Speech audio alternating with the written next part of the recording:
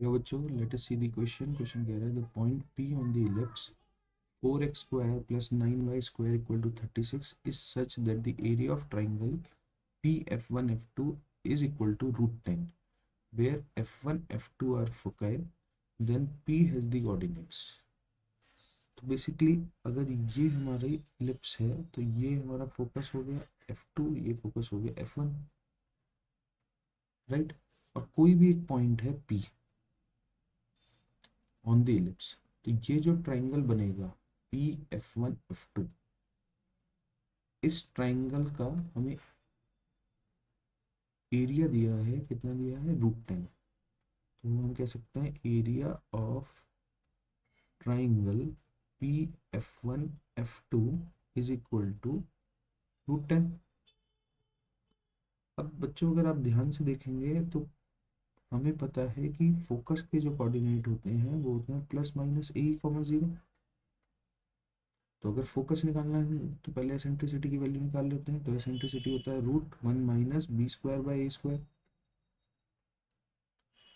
और हमें इलिप्स की इक्वेशन क्या दी है, इसको साइड में स्टैंडर्ड फॉर्म में इलिप्स की इक्वेशन लिख लेते हैं। तो x² / 9 + y² / 4 is equal to 1, यानी a² हमारा 9 है और b² हमारा 4 है।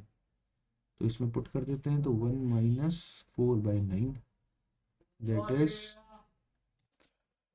ये हो जाएगा √5/3।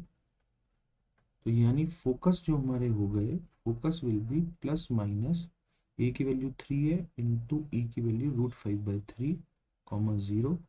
तो फाइनली हमारे कोऑर्डिनेट मिल गए हमें फोकस के ±√5, 0। यानी कि इस पॉइंट को हम बोल सकते हैं -√5, 0 और इस पॉइंट को √5, 0। अब पी पॉइंट हमें नहीं पता, तो हम क्या करते हैं, लेट पी पॉइंट, इसको हम a cos theta, b sin theta ले लेते हैं। ए और बी की वैल्यू हमें पता है तो हम इसको ले सकते हैं 3 cos थीटा, 2 sin थीटा। यानी पी पॉइंट के कोऑर्डिनेट हमारे हो गए 3 cos थीटा, 2 sin थीटा।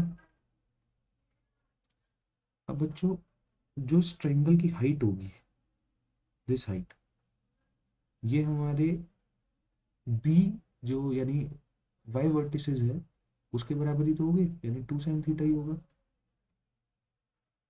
और बेस क्या होगा, F1 और F2 के बीच का डिस्टेंस। तो इसका मतलब अब अगर हम area of triangle PF1 F2 लिखना चाहें तो वो क्या हो जाएगा, हाफ इंटू बेस। बेस है दोनों फोकस के बीच का डिस्टेंस, दैट विल बी 2√5। भाई क्योंकि ये -√5, 0 है, ये +√5, 0 है, तो डिस्टेंस कितना हो गया, 2√5।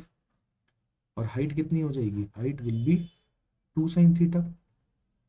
और ये एरिया हमें किसके बराबर दिया है, √10 के, this will be equal to √10। तो यहाँ से हमें साइन थीटा की वैल्यू मिल जाएगी। तो sine theta will come out to be 2 से 2 हमारा कैंसिल हो गया, √5 से √5 गया, तो ये बचेगा 1/√2।